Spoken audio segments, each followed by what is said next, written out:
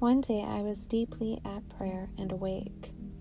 I had remembered an event that was very scary. My prayer began with my asking the Holy Theotokos for help and mercy. Gradually I was aware of standing in the woods, feeling still a little scared. Soon a gentle wave of tenderness began to sweep through the woods, followed by a fresh garden scent. I saw the Virgin Mary, dressed as she is in an icon, but more natural looking and brighter, walking toward me. As she came closer, I was aware of someone walking behind her. She stepped aside and gestured to a short, wise-looking woman. I asked her, "Who are you?" And the Virgin Mary answered, "Saint Olga." Saint Olga gestured for me to follow her. We walked a long way until there weren't many trees. We came to a little hill that had a door cut into the side. She gestured for me to sit, and she went inside. After a little while, some smoke came out of the top of the hill. Saint Olga came out with herbal tea. We both sat in silence, drinking our tea and feeling the warmth of the sun on our faces.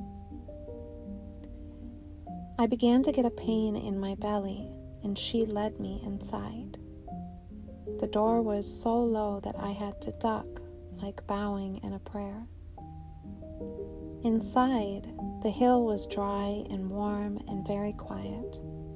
The light was very soft, coming from a shallow bowl and from the open hole on the top of the hill. Everything around me felt gentle, especially Mother Olga. The little hill house smelled like wild thyme and white pine in the sun, with roses and violets mixed in. Mother Olga helped me up on a kind of platform bed, like a driftwood box filled with moss and grasses. It was soft and smelled like the earth and the sea. I was exhausted and laid back. Saint Olga went over to the lamp and warmed up something which she rubbed on my belly. I looked 5 months pregnant. I was not pregnant for real at the time. I started to labor. I was a little scared. Mother Olga climbed up beside me and, gently holding my arm, she pretended to labor with me, showing me what to do, how to breathe. She still hadn't said anything. She helped me push out some stuff like afterbirth, which kind of soaked into dried moss on the box bed. I was very tired and crying a little from relief when it was over. Up until this, she hadn't spoken, but her eyes spoke with great tenderness and understanding. We both got up and had some tea. As we were drinking it, Holy Mother Olga gradually became the light in the room. Her face looked like there was a strong light bulb or the sun shining under her skin, but I think the whole of her glowed. I was just so connected to her loving gaze that I didn't pay much attention to anything else. It was the kind of loving gaze from a mother to an infant that connects and welcomes a baby to life. She seemed to pour tenderness into me through her eyes. This wasn't scary, even though at the time I didn't know about people who literally shone with the love of God. It made more sense after I read about Saint Seraphim of Sarov. I now know that some very deep wounds were being healed at that time. She gave me back my own life, which had been stolen, a life that is now defined by the beauty and love of God for me, the restored work of His hands. After some time, I felt like I was filled with wellness, and a sense of quiet entered my soul, as if my soul had been crying like a grief-stricken, abandoned infant, and now had finally been comforted. Even now as I write, the miracle of the peacefulness, and also the zest of life which wellness had brought, causes me to cry with joy and awe. Only after this did Holy Mother Olga speak. She spoke about God and people who choose to do evil things. She said the people who hurt me thought they could make me carry their evil inside of me by rape.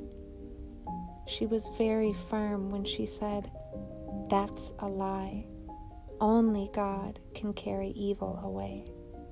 The only thing they could put inside you was the seed of life, which is a creation of God and cannot pollute anyone." I was never polluted. It just felt that way because of the evil intentions of the people near me. What I had held inside me was the pain, terror, shame, and helplessness I felt. We had labored together, and that was all out of me now. She burned some grass over the little flame, and the smoke went straight up to God, who is both the judge and the forgiver. I understood by the incense that it wasn't my job to carry the sins of people against me either. It was God's. And what an ever-unfolding richness this taste of salvation is. At the end of this healing time, we went outside together. It was not dark in the visioning prayer. There were so many stars stretching to infinity. The sky was all shimmer with a moving veil of light. I had seen photos of the northern lights, but didn't know that they moved. Either Matushka Olga said, or we both heard in our hearts, I can't remember which, that the moving curtain of light was to be for us a promise that God can create beauty from complete desolation and nothingness. For me, it was like proof of the healing, great beauty where there had been nothing before but despair, hidden by shame and great effort. From these words, we can understand and accept the special place that Matushka Olga has in the lives of certain indigenous people and of a growing number of contemporary women in many places in North America. It is thought, but not said or written, that Matushka Olga may have known from personal experience the traumas of being abused earlier in her life, or not. Regardless, it seems to be clear that the Lord has given her the service of being an advocate for those who have been abused, and particularly sexually abused. It has been given to her to continue what she has began as a wife, midwife, Matushka, and mother. The life and death of Matushka Olga Michael, wife of Archpriest Nikolai Michael, characterizes in many ways the traditional ideals of her people and faith, including a cosmic dimension unknown in most of the outside world.